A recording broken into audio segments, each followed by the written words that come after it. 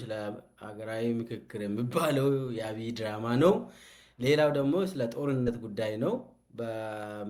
በትግራይ፣ በአማራ፣ በኦሮሚያ እየተካሄደ ያለው ጦርነትን በተመለከተ አብይ የተከተለ ያለው የሽምግልና ስልቶች አሉ። እነሱ ላይ የተወሰኑ ነገሮችን ሰብሰብ አድርጌ ያለው አብይ ምንድን ነው የፈለገው በዚህ ሰዓት የሚለውን ሁለት ነገሮች ናቸው እንግዲህ ሁለቱም የአብይ የሚጠቀመው የስልጣን ጉዳይ ነው። ምክክሩም አብይን ለማንገስ፣ ጦርነቱም አብይን ለማንገስ የሚደረገው ጦርነት ነው። አዲስ አበባ ውስጥም እየተካሄደ ያለው ጦርነት ነው። ከአዲስ አበባ ውጭም እየተካሄደ ያለው ጦርነት ነው። ሁለቱም የሚመጋገቡ ጉዳዮች ናቸው።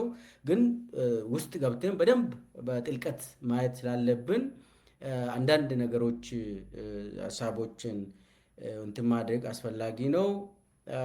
መረጃዎችን ሰብስቤያለሁ። የመከላከያ ሰራዊት ውስጥም አንዳንድ ነገሮችን ሰብስቤያለሁ። እነሱም ፍራቻ ውስጥ ገብቷል። መከላከያ ሰራዊት አመራሮች በጣም ፍራቻ ውስጥ ገብቷል። እሱ ላይም ሀሳቤን እሰጣለሁ። እስከ መጨረሻ ድረስ ተከታተሉኝ እያልኩ ቻናሉን ሰብስክራይብ ያላደረጋችሁ ሰብስክራይብ አድርጉ። ላይክ፣ ኮሜንት፣ ሼር አድርጉ። ሌሎቹም ዜጎች ሀሳባቸውን እንዲሰጡ እንዲያዳምጡ አድርጉ፣ አግዙን እያልኩ ወደ መጀመሪያ የምክክሩ ውስጥ ጦርነት እየተካሄደ መሆኑን እሱ ላይ እንጀምር።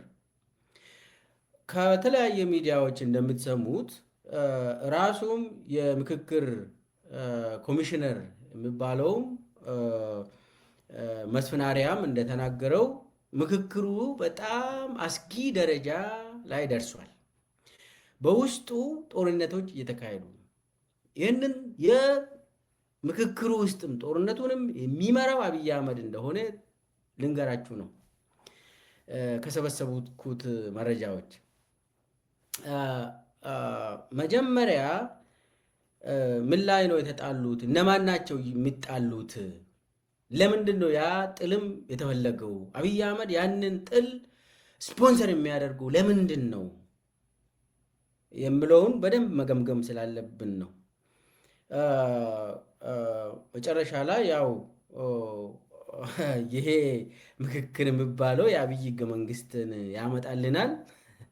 እሱ እንደተጠበቀ ሆኖ አብይ ግን እዚህ ጋር እያጋጨ ነው። መጀመሪያ መስፍን አርያም የሚናገረውን እንስማና የሰበሰቡት መረጃዎችን ላካፍላችሁ። አክባሪዎች እስካሁን ድረስ ውጤት እያሳዩ ነው። 4000 ተመልከቱ። 8 ቦታ 500 ሆነ በስነ ስርዓት እየተመካከሩ ነው። 4000 ከተለያዩ ቦታ የመጡ ህዝቦች ወገኖቻችንን ይዞ እዚህም እዚያም አልፎ አልፎ ድምጾች ጎላ ብለው ተሰሙ ማለት ምንም አይነት አይደለም። በእያንዳንዱ 500 ውስጥ የተለያየን ባለድርሻ አካላት ነው። እዚህ ውስጥ እንግዲህ ዋናዎቹ ደግሞ ተመካካሪዎቹ ናቸው። በዚህ ሁሉ ሂደት ውስጥ የሚነሱ የተወሰኑ ሰጥ አገባዎች ሂደቱ እንደተዳከመ ወይም ደግሞ ሂደቱ መጨረሻው ውጤቱ እንደማያምር አድርጎ መገመት በጭራሽ ተገቢ አይደለም። ስለዚህ ሁልጊዜም እንደምንለው 8 አጀንዳዎች ላይ ነው። በተወሰኑት ላይ በእርግጠኝነት ጥሩ ምክረ ሀሳብ ይዘን እንቀርባለን የሚል ተስፋ አለኝ። ቢቻል በአብዛኞቹ ላይ ወይም ቢቻል በሁሉም፣ አለበዛ የተወሰኑት ሊያድሩ ይችላሉ፣ የተወሰኑት ደግሞ በሌላ አፈታት ሊፈቱ ይችላሉ። ሁሉንም ግን 8ቱንም የግድ ጨርሰን እንወጣለን የሚል አይደለም። አንዳንዶቹ ጊዜ ይፈጃል። አንዳንዶቹ የእናንተን ወደፊት ተዋጽኦ ይፈልጋሉ። ምናልባት ወደ ትውልድም ሊሻገሩ የሚችሉ ጥያቄዎች ሊኖሩ ይችላሉ። ይሄ በዳያሎግ ውስጥ ያለ ነገር ነው። አቤት እና ሰምታችኋል። ተስፋ ቆርጦ ቁጭ አለ ዋናው ስራ አስኪያጁ። ሬንጀር አልለበሰም፣ ግን የአብይ ፌቶራሪ መስፍን አርያ የሚባለው ተስፋ ቆርጦ የመጨረሻ 8ቱ አጀንዳዎችን ከዚህ አንችልም፣ የተወሰኑዎች ላይ የመጨረሻ ሬኮሜንዴሽን ይዘን እንወጣለን፣ ግን እስከ ጀኔሬሽን ሁሉ የሚፈጅ ጉዳይ አለ ከዚህም በፊት ብስራት ይዘን እንመጣለን ሲል የነበረው ሰውዬ የሀገሪቷ ችግር ከመሰረቱ ይፈታል እየተባለ አብይ አህመድ ሰሞኑን በኦቢኤን ላይ ቀርቦ የኢትዮጵያ ችግር ከመሰረቱ በምክክሩ ይፈታል ብሎ እሱ አብይ ራሱ ሳይቀር እየተባለለት መጨረሻ ላይ የእናንተ አስተዋጽኦም ያስፈልጋል፣ ሚዲያ አስተዋጽኦ ማለት ነው። ወደ ትውልድም የሚሻገር ጉዳይም አለ። ከባድ ነው፣ ከብዶብናል። በቃ የተወሰኑ አጀንዳዎች ከ8ቱ 1 2 3 ምናምን ብሎ ቁጫል። ግን እዚህም እዛም ግጭቶች እንዳሉ የተወሰኑ አለመግባባቶች፣ ይሰጣ ገባዎች አሉ አለ። ይኸውላችሁ እሱ ያለው እሰጣ ገባ ብቻ አይደለም። እኔ የሰበሰብኩት መረጃ የሚያሳዝን ኮሚሽነሮችም ጭምር አወያዮች ጭምር ቃለ ጉባኤ የሚይዙ ሰዎች ጭምር አስተያየት ሰጪዎች ጭምር ማስፈራሪያ እየደረሰባቸው የተለያዩ ኮሚሽነሮችና ቃለ ጉባኤ ያዦች ከሆቴል ወደ ሆቴል እየሸሹ ይገኛሉ። ሰሞኑን ፖሊስ ያዳነው ኮሚሽነር አለ አዲስ አበባ ውስጥ። አወያዮች በፖሊስ ነው የምታጀቡት። አሁን ፈርቶ ደግሞ የሚያስጠቃማን ነው አብይ ራሱ። የሚያሳዝን ራሱ ሰብስቦ ራሱ ጠፍጥፎ እዛ እንዲጋጩ አድርጎ ከስብሰባ ሲወጡ ሆቴላቸው ሲሄዱ ደግሞ ደህንነቶችን ከስር ስር እንዲሄዱና እንዲያፍኑ ለማድረግ እየሞከረ ነው አብይ። የሚያሳዝን ነው። እኔ አሁን እዛ የተሰበሰበው ካድሬ ነው። ካድሬ ሰላም ይፈልጋል። ቢያንስ እኔ አብይ የሚባል ሰው እንደው ከገጠር ለምንድን ነው ያመጣ ካድሬዎቹ እዚህ ጋር እንዲዋጉለት? እሱ ለድራማ ብሎ ነው ይሄንን ሁሉ የሚያደርገው። ነገር ግን ነገርየው ከድራማ አልፎ ወደ ግጭት እንዲያመራ ፈልጎ ራሱ አብይ አህመድ ፈልገው የሚያሳዝን ደረጃ ውስጥ እንዲገባ አድርጓል። የሚፈልገውም አብይ ይሄንን ነው። ግጭቶች ነበሩ አለ። የማን ግጭቶች? እሰጥ አገባዎች ነበሩ አለ። ማንና ማን አልተናገረም። አብይ ድራማ ምንድነው የሚፈልገው መሰላችሁ? አብይ ይኸውላችሁ፣ ይሄ ምክክር የሚባለው የራሱ የካድሬ ምክክር ነው አይደል? እዚህ ላይ ምንም ክርክር የለም። ካድሬዎችን ሰበሰበ የራሱ ከየክልሉ። ኢዜማም የአብይ ካድሬ ናቸው እዛ የተሰበሰቡት። ምንም ሌላ የለም። ተውት። እሱ ከከሌ ነው ፓርቲ ምናምን እሱ ውሸት ነው። አብይ የሰበሰባቸው 4000 ካድሬዎች ናቸው፣ የአብይ ደጋፊዎች ናቸው። ሰብስቦ ደግሞ እዛው እንዲጣሉ አደረገ። ለምንድን ነው ይህንን ያደረገ? አብይ የምር እንዲጣሉ ሳይሆን ዱላ ቀረሽ ክርክር ነበር ብሎ ሪፖርት እንዲደረግ እኮ ነው። መጨረሻ ላይ ተከራክረን መጨረሻ ላይ እኮ አብዛኛው የኢትዮጵያ ሕዝብ ይህንን ሬኮሜንዴሽን ሰጠ ለማለት ነው።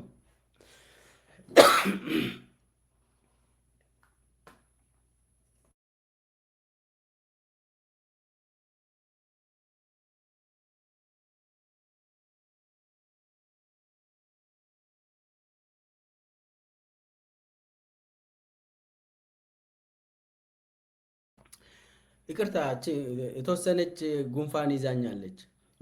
አሁን አብይ የፈለገው ምንድን ነው ታዲያ? ምክክሩ ዱላ ቀረሽ ነበር፣ ሁሉም ሰው የሚያስበውን ተናግሯል፣ እንዳውም ዱላ ቀረሽ ነው ምናምን ለማለት ነው አብይ የሚፈልገው። ሰው እዛ ተጋጭቶ በቃለ ጉባኤ ደግሞ ተጽፎለት የኦሮሞ እንትኖችም መጥቶ እንደዚህ ያሉ፣ የአማራ ተወካዮችም መጥቶ ሽንጣቸውን ገትረው ተከራክረዋል፣ ሶማሌዎችም ተከራክረዋል፣ እክሌዎችም እንደዚህ ብለዋል። መጨረሻ ላይ እኮ በቃ ይሄ ነው ናሽናል ዳያሎግ ማለት ብለው መጨረሻ ላይ ያው ውሳኔው የአብይ ነው። ግን የአብይ ድራማ ልንገራችሁ ነው። አብይ የሚፈልገው ተከራክሯል የኢትዮጵያ ህዝብ። መጨረሻ ላይ ግን እዚህ ላይ ደረስን ብለው ለማቅረብ ነው ለዓለም ለፈረንጆቹ። አያቸው አይደለ? ድብድብ ነበር እኮ ካድሬ ነው የተሰበሰበ ይባላል እንጂ እዛ ጋር የተሰበሰበው እኮ የኢትዮጵያ ህዝብ ነው። የአማራና የኦሮሞ ኢሊቶች እኮ እዛ ጋር ተሰብስበው ተከራከሩ ስለ አዲስ አበባ ምናምን እንዲባል ነው። መጨረሻ ላይ ግን ውሳኔው የአብይ አህመድ ብቻ ነው። እዚህ ላይ የኦሮሞም ይሁን የአማራም ይሁን የኢትዮጵያ ህዝብ ምንም አይነት ውሳኔ አይሰጥም። አሁን የተመረጠው አጀንዳ ራሱ አዲስ አበባ ጉዳይ ነው ለአብይ።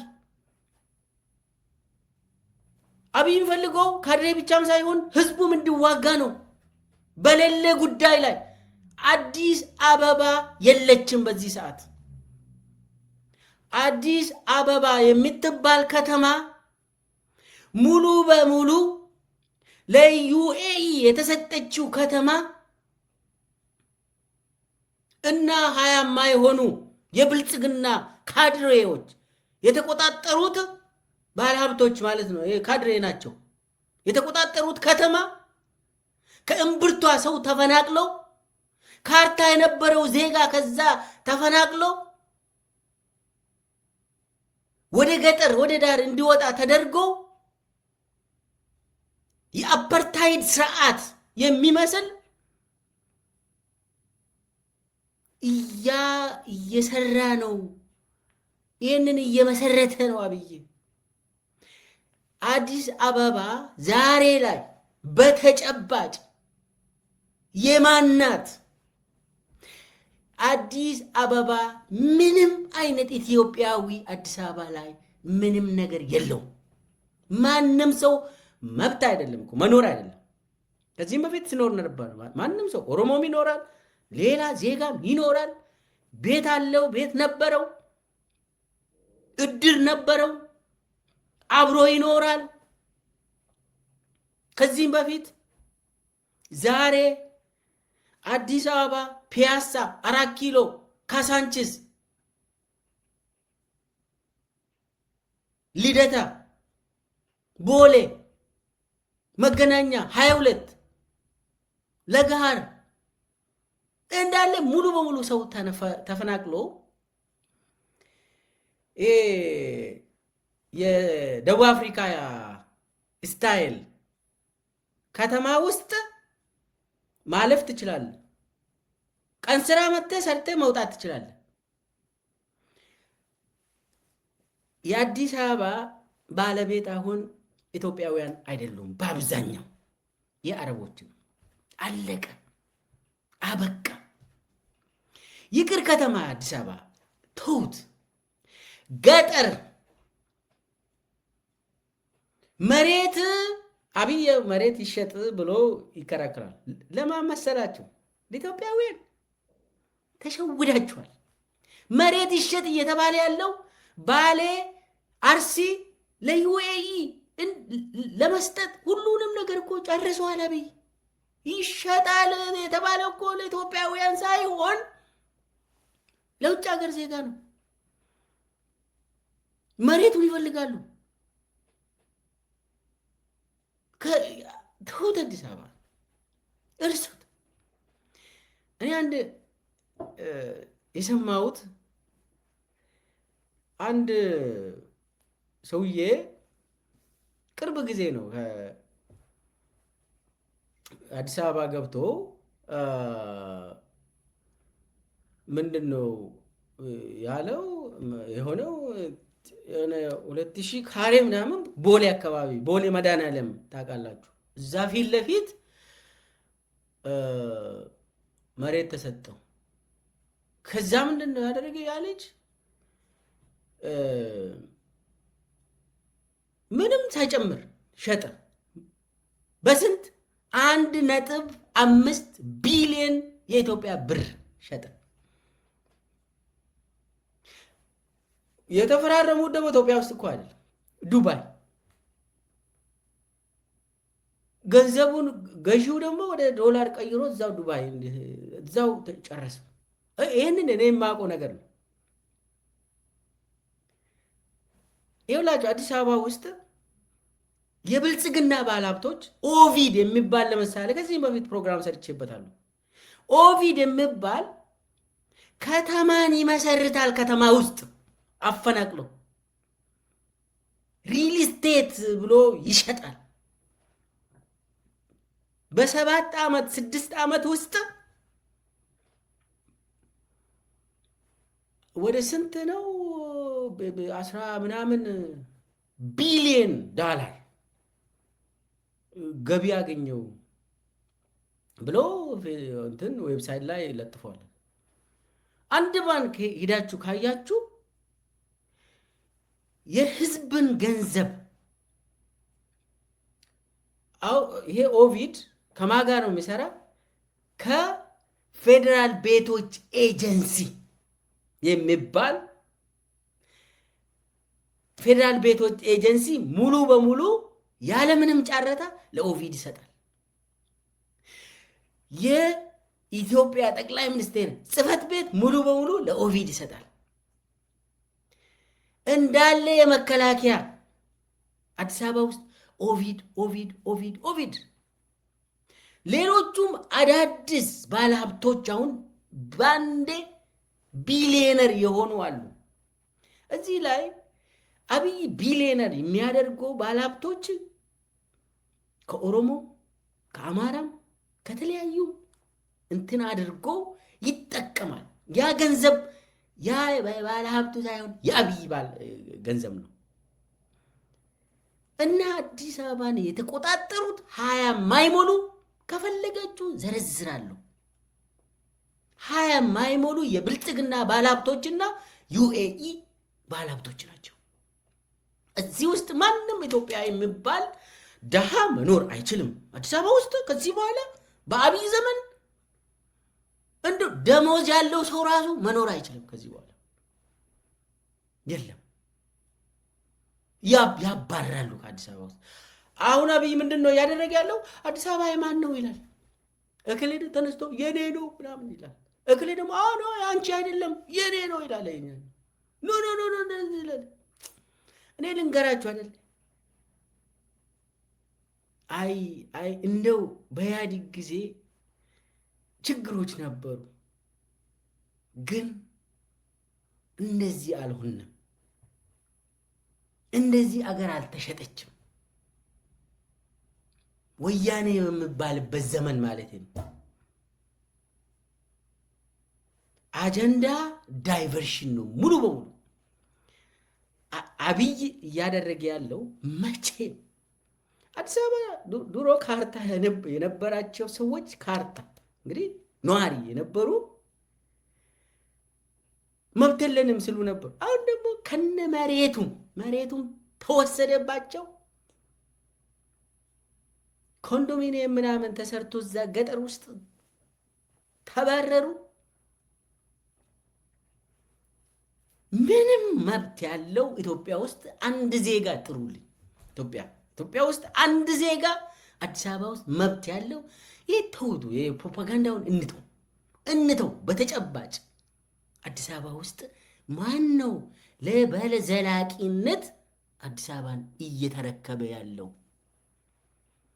አዲስ አበባ የአብይ መኝታ ክፍል ነች። በመኝታ ክፍሉ ደግሞ አብይ ማንንም ኢትዮጵያዊ አይፈቅድም። ለአብይ የሚጠጉ ሰዎች የራሱ የብልጽግና ባለሀብትና የዩኤኢ ሰዎች ናቸው። እነሱ ናቸው አዲስ አበባን የሚወስዱት። ለኑሮም ይሁን ለንግድም ይሁን ለሁሉም ነገር የአብይ ህልም ማለት እኛ የምናውቀው ኢትዮጵያ አይደለም። እኛ የምናውቀው ኦሮሞ አይደለም። እኛ የምናውቀው አማራ፣ ትግሬ፣ የኢትዮጵያ ህዝብ ኑሮ አይደለም። አብይ ህልም ጸረ ኢትዮጵያውያን የሆነ ህልም ነው። ስለዚህ አሁን አብይ እያደረገ ያለው አጀንዳው ሰሌክት የተደረገው በሌለ ምንም በማታገኘው ትጋጫለህ። ይህንን እያደረገ ነው አብይ። ለዜጋ ምንም የማይተርፍ አየር ላይ ያጋጫል አብይ።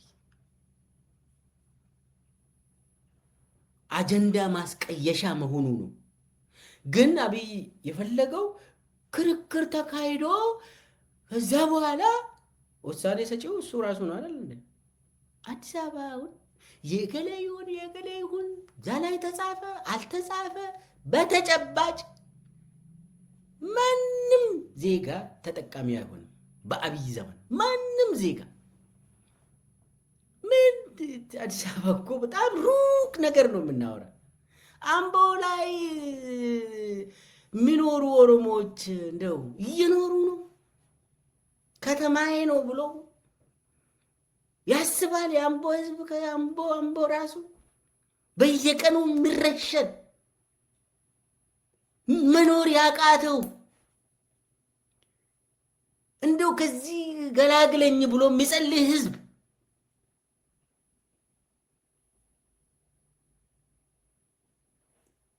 የቱ ጋር ይኸውላችሁ አብይ ያስቀመጠው የማጋጨት ስራ እዛው በካድሬው እንደጀመረው እዛው በካድሬው ይጨርስ፣ ግደለም እዛው ይጨርስ። እሱ የሚፈልገው ወደ ውጭ ወጥተው እንደዚህ ስንል አብይ ደግሞ እዛ ላይ ማንም የእሱን ስም አነሳም። ይኸውላችሁ ምክክር ምናምን ሆኖ የሰበሰበው ራሱ ኮሚሽነሩም እሱ፣ አጀንዳው የሱ፣ ውሳኔ ሰጪው እሱ፣ ምናምን የሚያደርገው እሱ፣ የሚያጋጨው እሱ።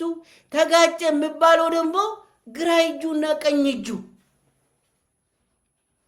አይገርምም? ተጋጩ ተጋጩ። ምን አቤት አቤት አቤት! የአብይ ቀኝ እጅና ግራ እጅ ተጋጨ። ማነው እዛ ላይ የሚያጋጨው? ጭንቅላቱን የያዘው አብይ ራሱ። ተውት በቃ፣ ይህንን እርሱት።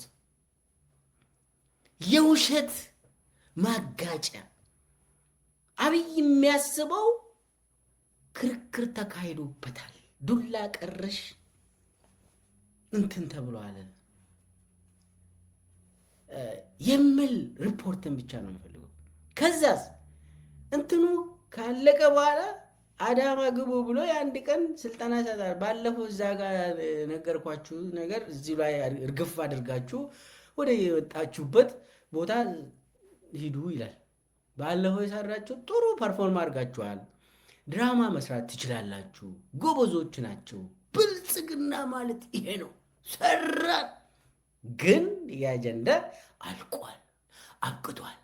ወደ ታች ስትሄዱ፣ ወደ ባህር ዳር ስትመለሱ፣ ወደ ኦሮሚያ ስትሄዱ አጀንዳውን እዚሁ ጨርሰን ነው የመጣ ነው፣ በቃ የኢትዮጵያ ሕዝብ ወስነዋል ብላችሁ ሂዱ ነው በቃ። ከዛ በአንድ ስልጠና ነው የሚጨርሰው። ከዛ ውጪ ተጋጩ እንትን ላይም እንደዚህ ሆነ የሚባለው ዋጋ የለው። የአብይ ሴራ ነው ይሁሉ። እዛ የሚሳተፉ ሰዎች ምንድን ነው የሚነግሩን? ከኦሮሚያ የሚመጡ ከአማራም ከሌሎቹ ቦታም አንዳንድ ቀን ዝም ይላሉ አሉ በፕሮግራም፣ አንዳንድ ቀን ደግሞ በፕሮግራም ይቀውጣሉ አሉ። ጨዋቱ ነው ፉጭት ሁሉ ይቀላቀልና በቃ ላቀረሽ ድብድብ ተጀመረ ይባላል አሉ። ከዛ የተወሰኑ 1 3 4 ቀን ደግሞ ዝም ይላሉ አሉ። ከዛ የሆነ ሰዓት ደግሞ ሁሉም እንትን ውስጥ ግሩፖች ውስጥ ቀውጢ ይደረጋል አሉ። ፓተርኑን ያዩ ሰዎች የነገሩን ከአንድ ቦታ ነው ክሊክ የሚደረገው፣ ከላይ ከአናቱ ከአብይ አህመድ። እሱ ነው እንደዚህ የሚያደርገው። እኔ ይህንን ድራማ እኔ በደንብ ስለማቅ ነው በየጊዜው የሚነግራቸው። የኦዲፒ ጽሕፈት ቤት ውስጥ ስካይላይት፣ በተለይ የአማራ አመራሮችና የኦሮሚያ አመራሮች ተብለን አብይ አህመድና ደመቀ መኮንን የሚባል አሳማ ይቅርታ፣ አሳማ ነው፣ አሳማ አይደለም፣ አሳማ እና ይሰበስቡን ነበር። ሰብስቦን ተጋጩ ነው። እዚህ ጋር ነግሮን እንገባለን፣ ይነግሩናል። ከኦሮሚያ የመጣ ነው፣ እንደዚህ እንደዚህ ይበሉ፣ እንደዚህ እንደዚህ ይበሉ፣ እንደዚህ እንደዚህ ይበሉ። ለሁላችንም ማዕከላዊ ኮሚቴ ይሆን ነው፣ ለሁላችንም እንትን አጠሬራ ይሰጠናል። ከአማራም የሚወጡ ወዳጆች አጠሬራ ይዞ ይሰጣቸዋል። እዛ ላይ እንትን በሉና በቃ ውጊያውን ማሸነፍ አለብን ብሎ ብዙ ጊዜ ነው ደግሞ ይህንን የምናካሂደው። የሚመሩን ሰዎች ናቸው። እዛ ሰብስቦ ጡዘት ነው በቃ። እኛ እኮ ስብሰባ ላይ በእውነት ከምር የምትሳተፉ ከሆነ በቃ አደጋ ውስጥ ነን። በቃ ኢትዮጵያ ጉድ ነው። ከዚህ በኋላ እንደው አብሬን ነው የምንኖረው ምናምን ትላላችሁ። ድራማውን የማታውቁ ሰዎች እኔ ወደ መጀመሪያ አካባቢ ደንግጬ ነበር። ከአማራ የሚመጡ የቢአዴን ሰዎች አዴፓ ይባላሉ ያን የሚያነሱት እንዴ ከባድ ነው ነገሩ። ከኛም እኛም እንድናነሳ የተፈለገው እንትን ውጊያው በየስብሰባው የመጨረሻ ያስደነገጠኝ ስካይላይት ሆቴል ያካሄድነው ጦርነት ከባድ ነው። ነገ አብረን የምንኖር አይመስልም። ሰላም የምንባባልም አይመስልም። የኦዲፒ ጽህፈት ቤት ስቴዲየም አካባቢ ያለው በየቦታ እዛው፣ አንዳንዴ ደግሞ የአብይ ጠቅላይ ሚኒስቴር ጽህፈት ቤት እዛ ይሰበስቡናል። ሁለታችንን ሰብስቦ በቃ ማጋጨት ነው። አንዳንድ ጊዜ ደግሞ መግለጫ ሁሉ ጀምረን ነበር። ኦዲፒዎች መግለጫ እንትን አወጡ፣ አዴፓዎችም ከባህር ዳር መግለጫ አወጡ የሚል ምናምን ነገር አለ። ያንን እኛ አንዳንዴ ከምር መስሎን ኧረ ሰዎች ምንድን ነው እየሆነ ያለው? አንድ ድርጅት ውስጥ አይደለን እንደ ጠቅላይ ሚኒስቴሩ ነው እኮ የሚመራን አይደለ እንደ ምናምን ብለን እንደነግጣለን። በኋላ ገባን አብይ ይህንን ራን እንደሚያደርግ ይህንን ሾው አብይ ነው ራን የሚያደርጉ። ግጭቱንም እዛው ውስጥ መኔጅ ያደርጋል። እና ምንድን ነው የምለው ግጭቱን እዚህ ላይ ታፋፉማላችሁ። ከዚህ ስትወጡ መግለጫው ምንድን ነው የሚሆነው? በድርጅቱ ተስማምቶ አቅጣጫ ሰጥተዋል። አንደኛ የኢትዮጵያ ሕዝብ ሰላም አግኝተዋል። ሁለተኛ ልማቱ ለካ ልማት አይደለም ብልጽግናው ይቀጥላል።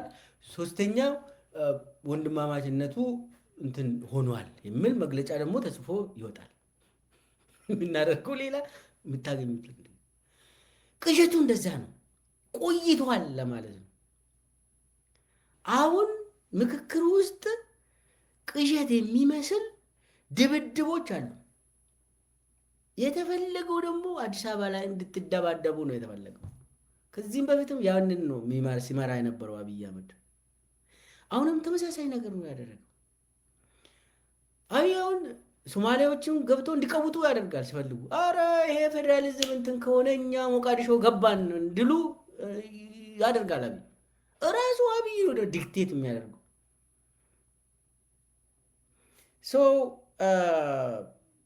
በነገራችን ላይ ይሄ አወያዮች የሚባሉት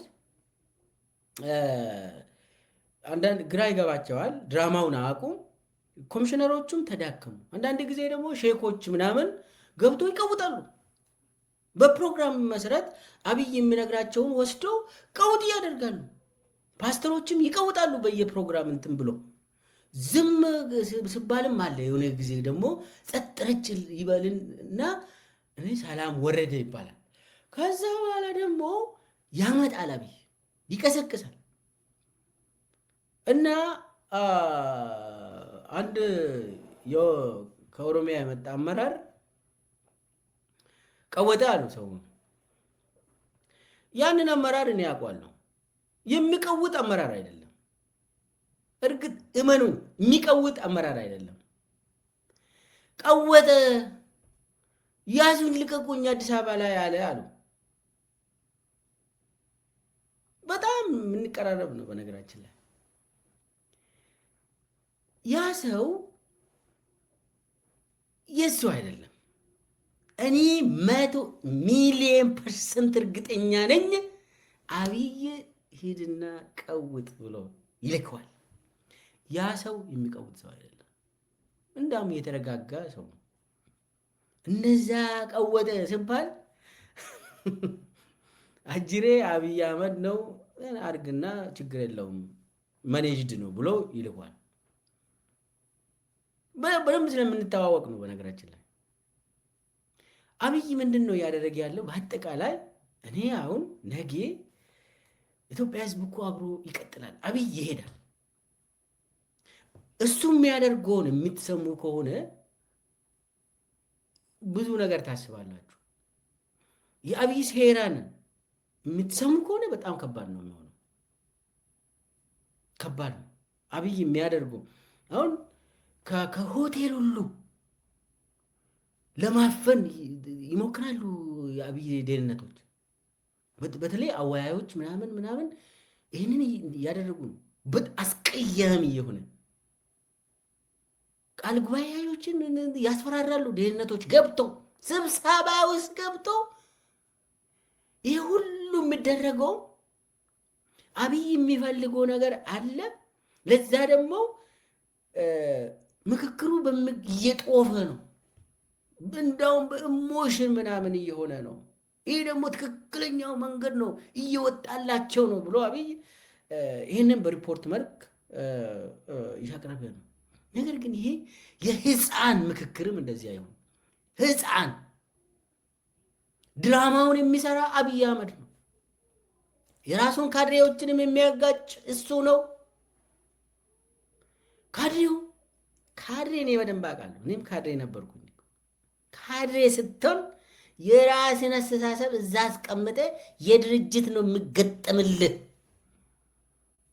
ካድሬ በነበርኩ ጊዜ የቸገረኝ ምንድን ነው? የሚልኬሳ ጭንቅላት የሚባል ነገር እዛ አስቀምጥና የብልጽግና ጭንቅላት ተገጥሞልህ እንደ ማሽን ይዘህ ትሄዳለህ። እነሱ ናቸው ፕሬስ የሚያደርጉት። ከዛ በኋላ ማሽኑ በአብይ በሚያዘው መሰረት ይናገራል። ይህንን ደግሞ መቀበል አልችልም። ሰው ነኝ እኔ ማሰብ አለብኝ። ካድሬው ግን የአብይ ካድሬ ከሆንክ እሱ ገጥሞልህ በዛ መሰረት ነው የምትናገረው። ዝም በሉ ከተባለ ዝም ትላለህ። ጀምሩ ካለ ትጀምራለህ። ስለዚህ አሁን እነ 4000 ጦር አዛዡ መስፈናሪያ ምናልባት የካድሬ ልምድ የለውም። ተስፋ ሊቆርጥ ይችላል። ግን ደግሞ አብይ የአብይን ማንነት የማያውቅ ሰው ነው እንደዚህ የሚቸገረው። ስለዚህ አብይ እያደረገ ያለው ለወደፊትም አስጊ ነው። ይሄ ከዚህ ወጥቶ ህዝብ እንዲጋጭ ነው የሚፈልገው። ስለዚህ የእሱን አጀንዳ መግዛት የለብንም። ዋናው ጥያቄ መሆን ያለበት አብይ ሪሙቭ ማድረግ ነው። ፔሬድ። ከዛ በኋላ ትንንሽ ናቸው በነገራችን ላይ አጀንዳ የሚሆኑት። ይሄ አብይ አውጥቶ አጉልቶ የሚያሳየው ትንንሽ ይሆናሉ። አብይ ሪሙቭ ካደረግ በኋላ የማይፈታ ነገር የለም። ችግሮች አሉ፣ ግን ይፈታሉ። አብይ ግን ችግር ፈቺ ሳይሆን አዳዲስ ችግር ፈጣሪ ነው። አብይ የሚያደርገው ምናልባት በዚህ ከቀጠለ ምክክሩ ራሱ ፌልድ ነው። ኦልሬዲ ፌልድ ነው፣ የወደቀ ነው። ግን ለአብይ ራሱ እንደምንም እንትን ብለው ለመጨረስ እየሄዱ ነው። እና አሁን መስፍን ያለው ተወሰነ አጀንዳዎችን እንደምንም ብለን እንጨርሳለን ማለት ጀመረ። ተስፋ ቆረጠ ማለት ነው። ጭቅጭቁ አብይ ባቀደው እንትን ሳይሆን ተስፋ አስቆራጭ ሆኖ ከስራ ውጭ ነው ያደረጋቸው። ምንድን ነው ያለው? ሌላ መስፍን የጦር መሪው የሆነ ነገር ብለዋል። እሱንም እስቲ እናዳምጠው። ይህ በአሁኑ ሰዓት ውሳኔዎች እየወሰንን አይደለም። እስካሁን ድረስ አንድም ውሳኔ በአንድም አጀንዳ ላይ አልተሰጠም። ምናልባትም ወደፊትም አይሰጥም። ውሳኔ የሚሰጠው ምንድን ነው?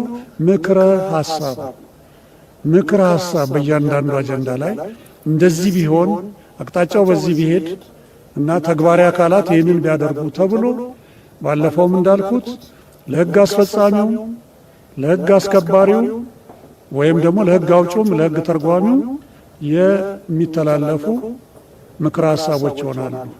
ለፖለቲካ ፓርቲዎች የሚሰጡ ምክረ ሀሳቦች ይኖሩናል።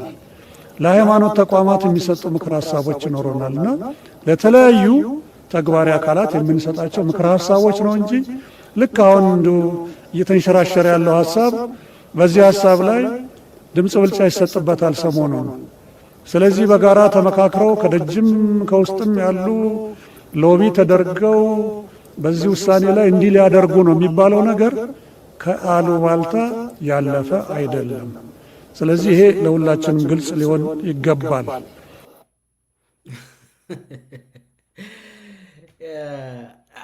ይሄ በጣም በጣም ማለት የሚያሳየው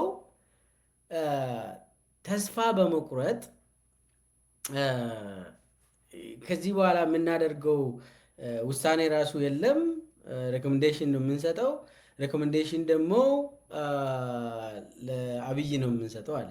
አብይ ነው የሚወስነው አጠቃላይ ምናምን ሕግ አውጪ ምናምን እሱን ተው፣ አብይ ይወስናል እና ዋጋ የለውም ማለት ነው። አብይ ድራማ ይሰራል እንጂ ዋጋ የለውም። እስቲ ወደ መጀመሪያ ያለውን እንደገና እናዳምጠው። እዚህ በአሁኑ ሰዓት ውሳኔዎች እየወሰንን አይደለም።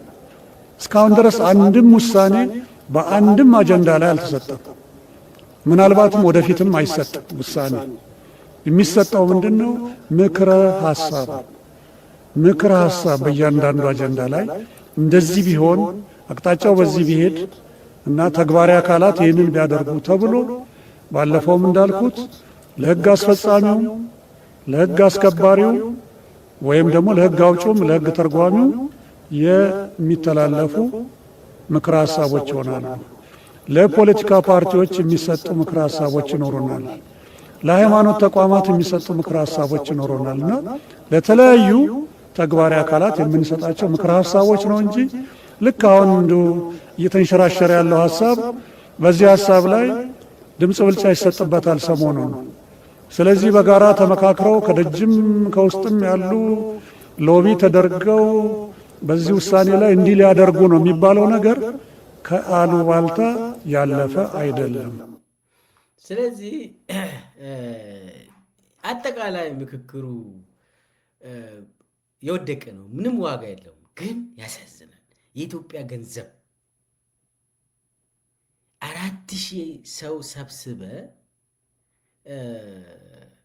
አዲስ አበባ ላይ መአት ቢሊዮን ገንዘብ ነው የሚወጣ ለአንድ ወር። አስቡት። አንድ ግለሰብ መጨረሻ ላይ ሬኮሜንዴሽን ይሰጣሉ ለአብይ። አብይ ደግሞ የሚያስበው የሚፈልገው ነገር ይታወቃል። ዌስቴጅ ኦፍ ታይም። ከፈለገ ወረቀቱን መቅደድና መጣል ይችላል አብይ። ግን ሰውን እያጋጨ እስከ መጨረሻ ድረስ መሄድ ይፈልጋል አብይ። የሚፈልገው ይህንን ለአጀንዳ ብቻ ነው፣ ለእንትን ብቻ ነው። በአጠቃላይ እነሱ እያደረጉ ያሉት ሰውን የማጋጨት ነው። ሰሞኑን እንዳያችሁት ብዙ ሚዲያ ላይ ራሱ ሶሻል ሚዲያ ላይ ሰው ተቀጥሮ በየቦታ እየለጠፉ ነው። የከሌ ቡድን ነው እየበጠበጠ ያለው፣ የከሌ ቡድን ነው እየበጠበጠ ያለው ያሉ ሚዲያ ላይ። ያንን ደግሞ የሚመራው ራሱ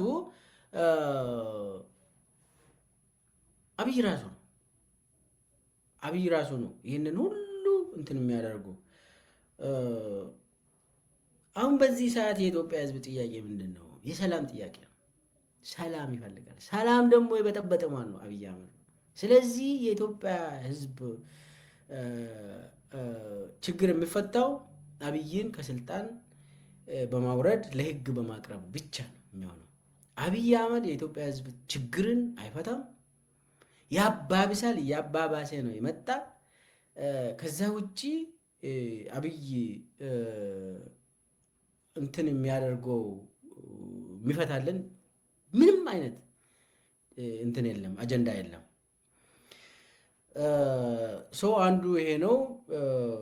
በአብይ አጀንዳ ባንሸወድ ይሻላል የሚለው ነው።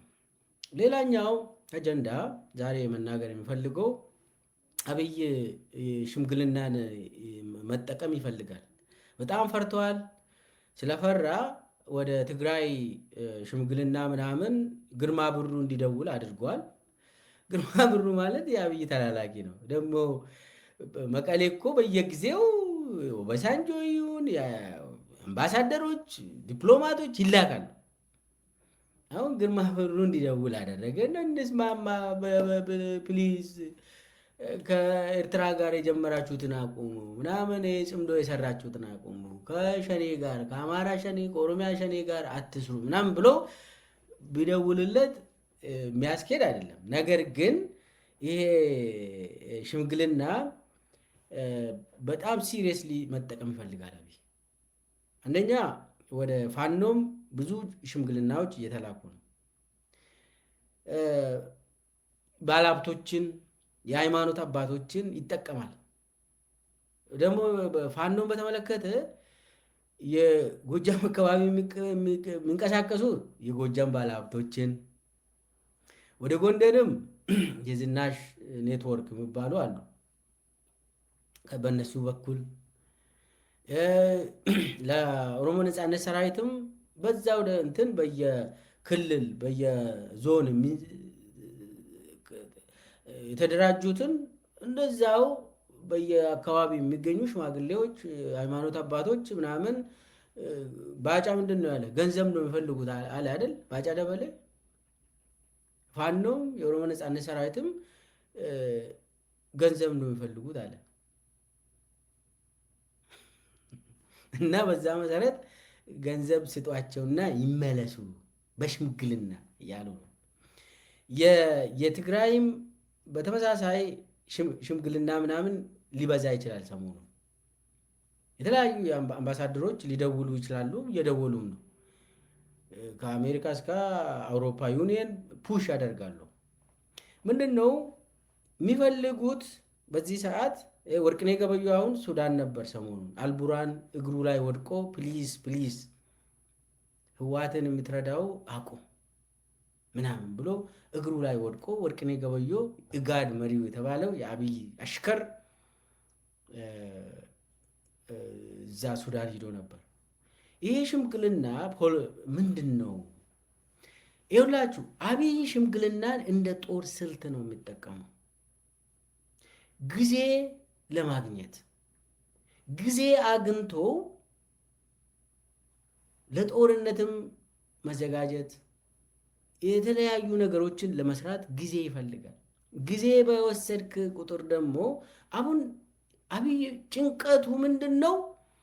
የኦሮሚያ የአማራና የትግራይ ኃይሎች ይገናኙና ጥምረትን ፈጥሮ እኔን ከስልጣን ሊያባሩኝ ነው የሚል ነው። በቃ ፍራቸው፣ ህልሙ፣ ጭንቀቱ ይሄ ነው። ለየብቻቸው ከሄዱ እኔና እንትና አያደርጉም። ያው ስትበታተን አቅም ኦልሞስት ማለት አንድ ላይ ስትመጣ ባላንስ ኦፍ ፓወሩን ትቀይራለህ። አብያውን ነጣጥሎ ለማዳከም ነው፣ ጊዜ ለማግኘት ነው። ሽምግልናው ጊዜ ለማግኘት ነው፣ እንዲደር ማድረግ ነው። በዛ መሰረት ነው አሁን ይሄ የአብይ ሽምግልና ወደ መቀሌም ወደ ባህር ዳርም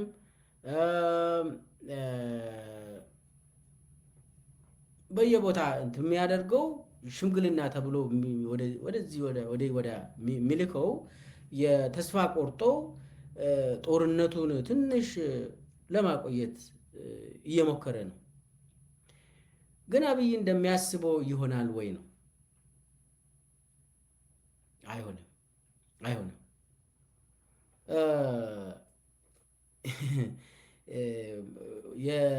በተለይ ደግሞ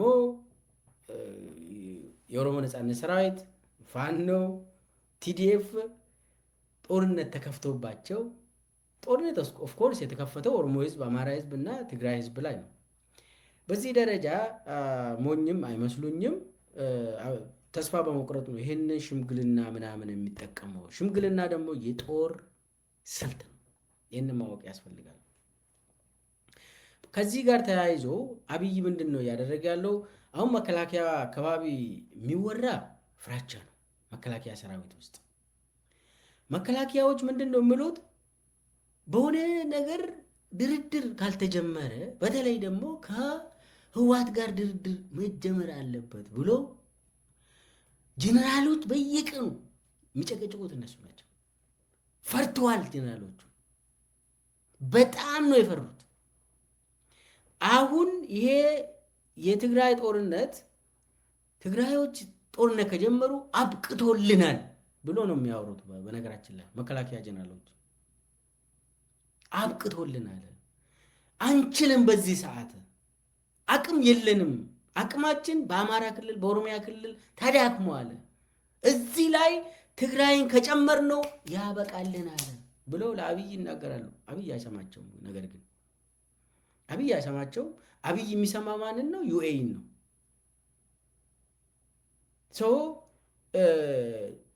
መከላከያ ጀነራሎቹ ያውቃሉ አቅማቸው። የሚያሰለጥኑት እነሱ ናቸው። በአፈሳ ነው የሚሰለጥኑት የመከላከያ ሰራዊት። አሁን ያለው መከላከያ ሰራዊት መከላከያ አይደለም፣ ሚሊሻ ራሱ ይሻላል። ለምን?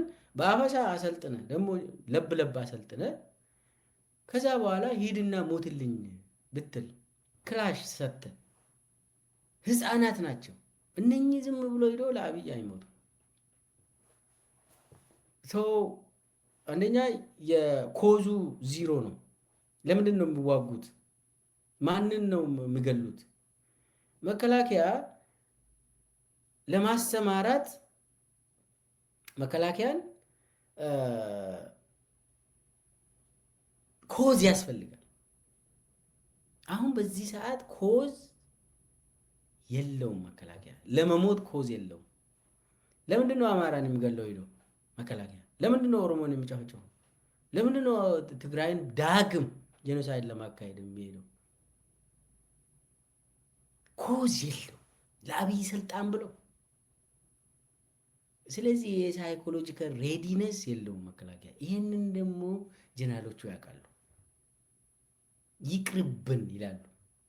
በአሁኑ ሰዓት ይቅርብን ብሎ አብይ አይሰማም። አብይ ነው የጦር ፕላንም ነገ ሂዱ ይላል። ኮንሲኩዌንሱን አይ ጀነራሎች በጣም ፈርተዋል። በጣም ፈርተዋል። ያልቅልናል ብሎ እንትን ያደርጋሉ። ለምን? ሁለተኛ ደግሞ ኢኮኖሚ የለም። ከዚህም በፊት ትግራይ ላይ የተጠቀሙት የሀገርን ኢኮኖሚ የሀገርን ሀብት ሁሉም ክልሎች ኤርትራ ጭምር ከሶማሊያ ጭምር የመጣ ሰራዊትን ተጠቅመው አልቻሉም። ትግራይ ህዝብ ተደራጅቶ የአብይ ሰራዊትን አባረረ ከትግራይ። ታሪካዊ ጀግንነት ነው በነገራችን ላይ። ይህንን ማድነቅ አለብን። የትግራይ ህዝብ ትግል በጣም ከዛ መማር ያለብን ነገር አለ። እንዳሁም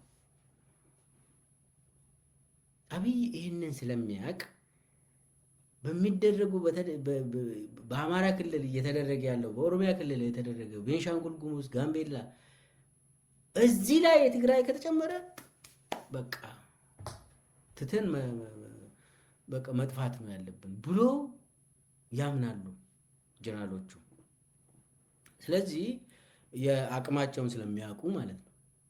የጀነራሎች የመከላከያ ሰራዊት አቅም ይታወቃል። በዚህ ሰዓት ሀብት የለም።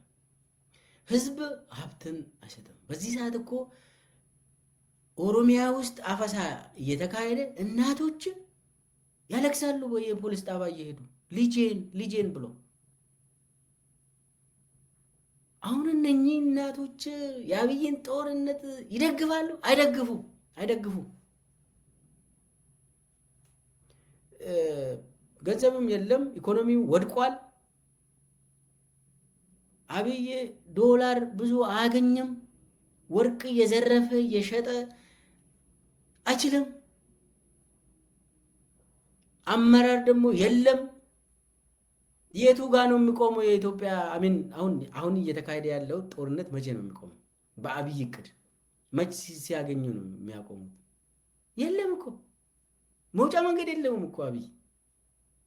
ስለዚህ ተሸንፎ ነው የሚወጣ ማለት ነው። መጨረሻ ላይ ወደዱም ጠሉም እየተካሄደ ያለው ጦርነት አብይን አሸንፎ ነው የሚያልቀው ጦርነት። አብይ 8 ዓመት ኦሮሚያ ላይ ጦርነት አውጆ አሁን ሙሉ 3 ተኩል ዓመት አማራ ክልል ላይ ያካሄደው ምንድን ነው ያገኘው? ምንም እኮ ያሸነፈው ነገር የለም።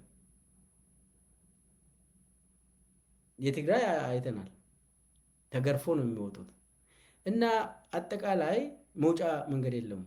የጦር ቪክትሪ አያገኝም አብይ። የጦርነት ድል በፍጹም አያገኝም አብይ። ብችል ሀገራዊ ምክክር ያለውን አፍርሶ ሽግግር መንግስትን ቢያቋቁም ዓለም አቀፍ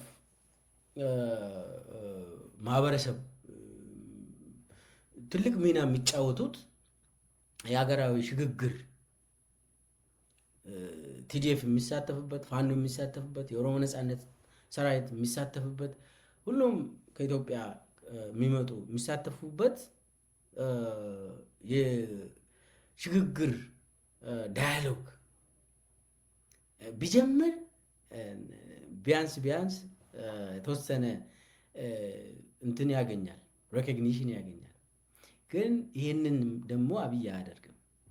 መጨረሻ ላይ ምንድን ነው የሚሆነው? አብይ ተሸንፎ ይወጣል ማለት ነው። ተሸንፎ ሲወጣ ደግሞ ምናልባት ካመለጠ አቡዳቢ ይገባል፣ ካልሆነ ደግሞ ለህግ ቀርባል። ለመጀመሪያ ጊዜ በኢትዮጵያ ታሪክ እንደው ቆይቶ ለህግ ከቀረበ በጣም የሚገርም ነው። ፍርድ ቤቱ ነፃ ሊያወጣው ይችላል። በነገራችን ላይ በህግ ሂደቱን አሁን አብይ እንደዚህ ወንጀል ሰራ፣ ጄኖሳይድ አካሄደ ተብሎ እርምጃ ወዲያውኑ አይወሰድበትም፣ ለህግ ቀርባል። ይህንን ለማስተማር ነው። በነገራችን ላይ ዳግም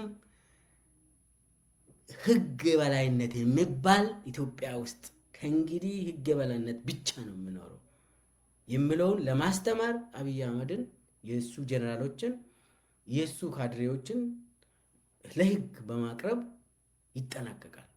ከዛ ይሄ ደግሞ የሽግግር ፍትህ ይባላል።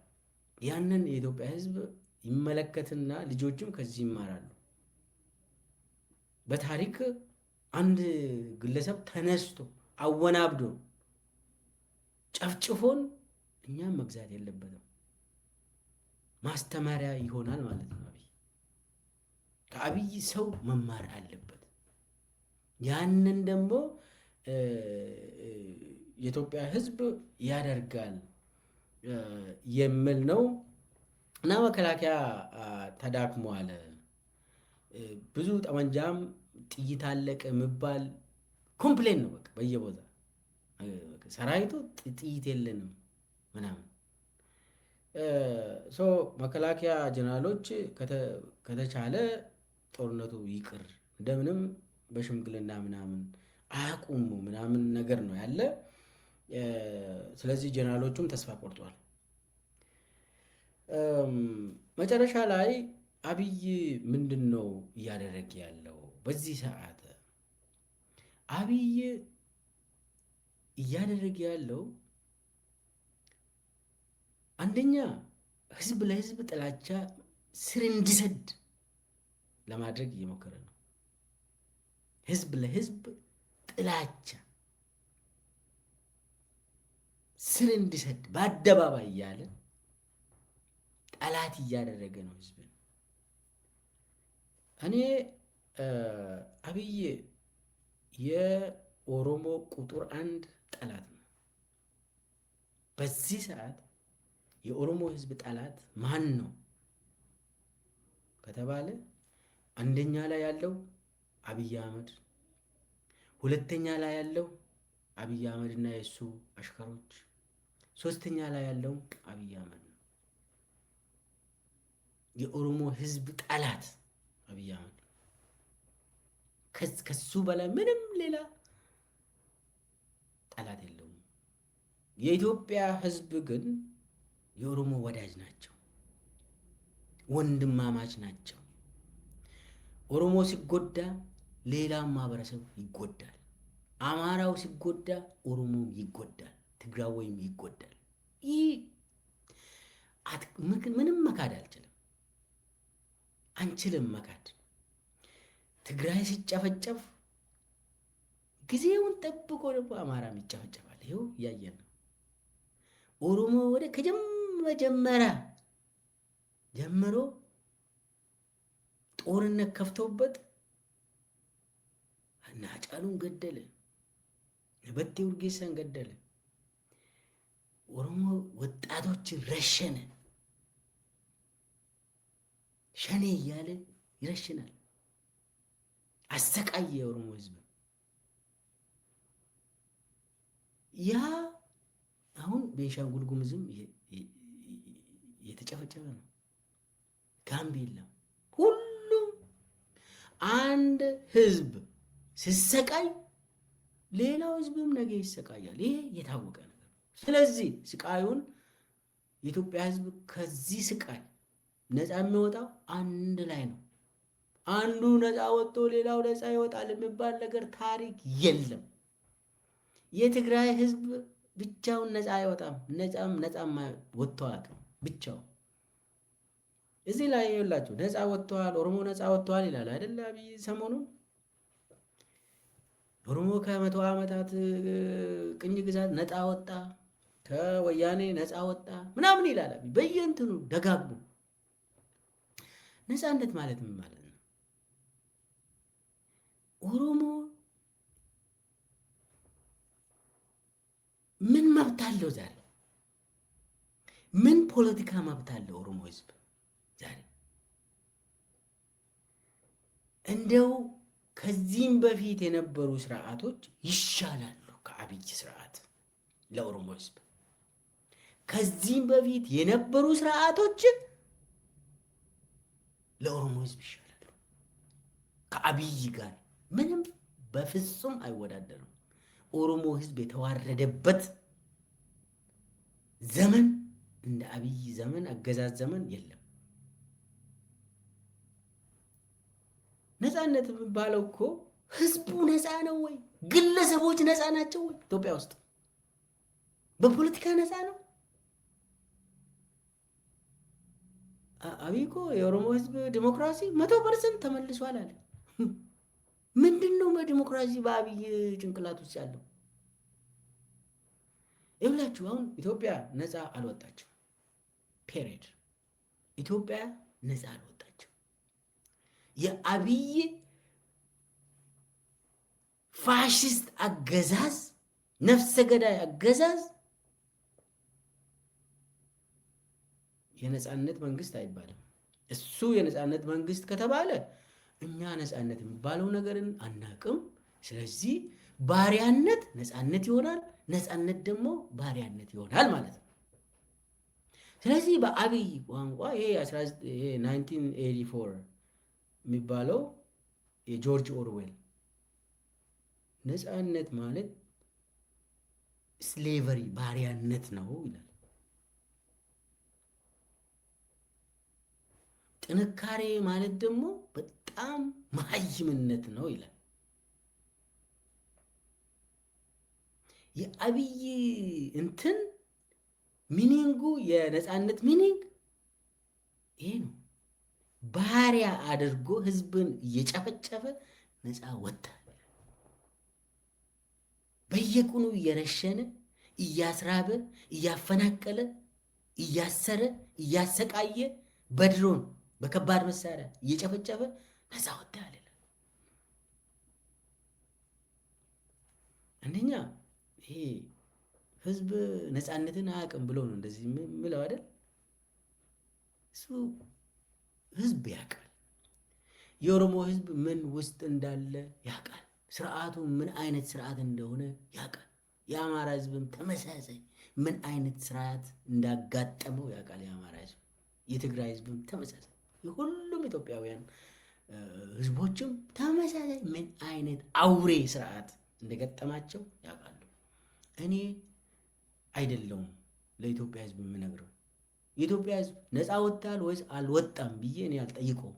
ያውቃል። ህዝቡ ምን አይነት ስርዓት እንደገጠመው ያውቃል። የከፋ ስርዓት እንደገጠመው ህዝቡ ያውቃል። ኦሮሞ ህዝብም ያውቃል። እኔ እዚህ ላይ ቁጭ ብዬ ኦሮሞ ህዝብ ነፃ ወጥቷል ብዬ አላወራም። የኦሮሞ ህዝብ ምን ውስጥ እንደሆነ እንዳለ እሱ ራሱ ስለሚያውቅ ማለት ነው። እና አብይ በየቦታ የሚያደርገው የማጋጨት ስራ፣ ህዝቡ አንድ እንዳይሆን የማድረግ ስራ እና የስልጣን ዘመኑን ደግሞ እያራዘመ ለመሄድ ይሞክራል። ነገር ግን የሚሳካለት አይመስለኝም። ይሄ ምክክሩም ከሽፎበታል መሰለኝ።